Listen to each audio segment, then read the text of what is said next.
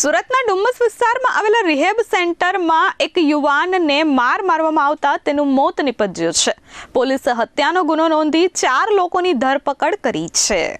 સુરત શહેરના ડુમ્મસ રોડ પર સુલતાનાબાદ ખાતે આવેલા રીવા વ્યસન મુક્તિ અને રિહેબ સેન્ટરમાં માનવતાને શર્મસાર કરતો એક કિસ્સો સામે આવ્યો છે.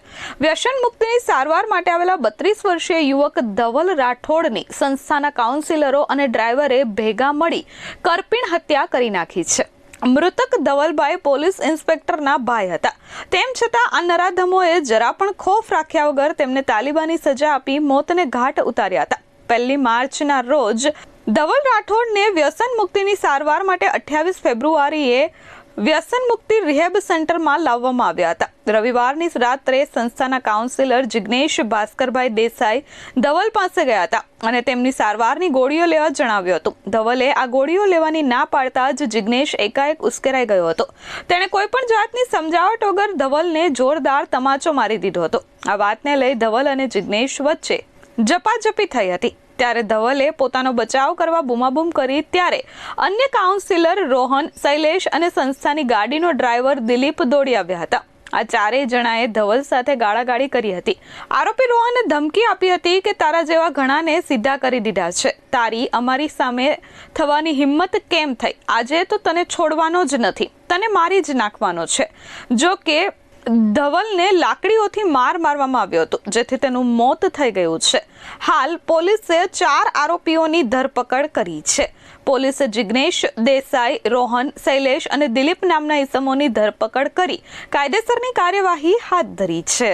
ડુમસ પોલીસ સ્ટેશન વિસ્તારમાં આવેલ પરિવર્તન ટ્રસ્ટ દ્વારા સંચાલિત રીવા રિહેબ સેન્ટરની અંદર તારીખ 1ના રોજ રાતના સમયે ધવલ રાઠોડ નામનો જે પેશન્ટ એડમિટ કરેલ હતો તેનું શંકાસ્પદ સંજોગોમાં મૃત્યુ થયેલ. સિવિલ હોસ્પિટલમાં તેને 108 દ્વારા લઈ જવાતા મૃત જાહેર કરેલ હતો.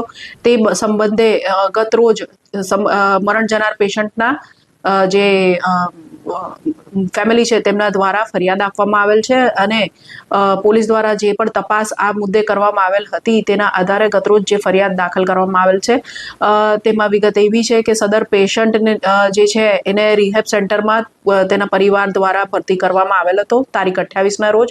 તારીખ 1ના રોજ રાતના લગભગ 9 વાગ્યા પછીના સમયે તેને તકલીફ પડતા એવું જે પ્રાથમિક રિહેબ સેન્ટર દ્વારા તેને 108માં બોલાવીને સિવિલ હોસ્પિટલ ખાતે લઈ જવામાં આવેલ હતો, જ્યાં તેને મૃત જાહેર કરવામાં આવેલ હતો.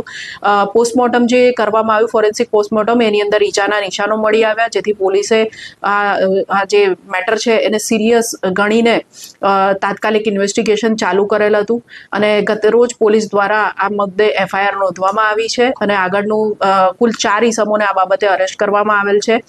જે પ્રાથમિક તપાસમાં જણાઈ આવ્યું કે આ જે ઇસમ છે જે ચલવે છે આ રિહેબ સેન્ટરની અંદર કામ કરતા 2 કાઉન્સિલરો, વોર્ડ બોય તથા ડ્રાઈવર દ્વારા દવા નહીં લેવાના મુદ્દે આ સદર પેશન્ટ ધવલભાઈ રાઠોડને મારવામાં આવેલ હતો, જેના કારણે સદર પેશન્ટનું મૃત્યુ નિપજેલ છે. જેથી પોલીસ દ્વારા અત્યારે કાયદેસરની વધુ કાર્યવાહી તપાસ આગળ ધરવામાં આવેલ છે. આમાં જોઈએ તો જિગ્નેશ દેસાઈ, રોહન સંઘાણી, શૈલેષ વાઘેલા અને દિલીપ જોશી જે 4 કાઉન્સિલર, વોર્ડ બોય તથા ડ્રાઈવર તરીકે રીવા રિહેબ સેન્ટરમાં ફરજ બજાવે છે, તેઓ દ્વારા પેશન્ટને મારવામાં આવેલ હતો. હજુ પોલીસ દ્વારા આરોપીઓને કોર્ટમાં રજૂ કરીને રિમાન્ડ મેળવવાની કાર્યવાહી કરવામાં આવી રહી છે. મેડમ, જે મરનાર છે ધવલ રાઠોડ, એ ક્યાંનો છે અને કેટલા વખતે આ સેન્ટરમાં? મરણ જનાર ધવલ રાઠોડ છે એ મૂળ બનાસકાંઠાનો થરાદનો વતની છે અને તે માત્ર એક જ દિવસ માટે અહીં ભરતી હતો. તારીખ 28ના રોજ સાંજના 6 વાગે તેના પરિવારજનો જે તેનો ભાઈ છે જે નજીકમાં અહીંયા સુરત જિલ્લામાં રહે છે તેમના દ્વારા એમને અહીંયા ભરતી કરવામાં આવેલ હતા અને 1લી તારીખે તેનું મૃત્યુ નિપજેલ છે. Bureau report S24 news, Surat.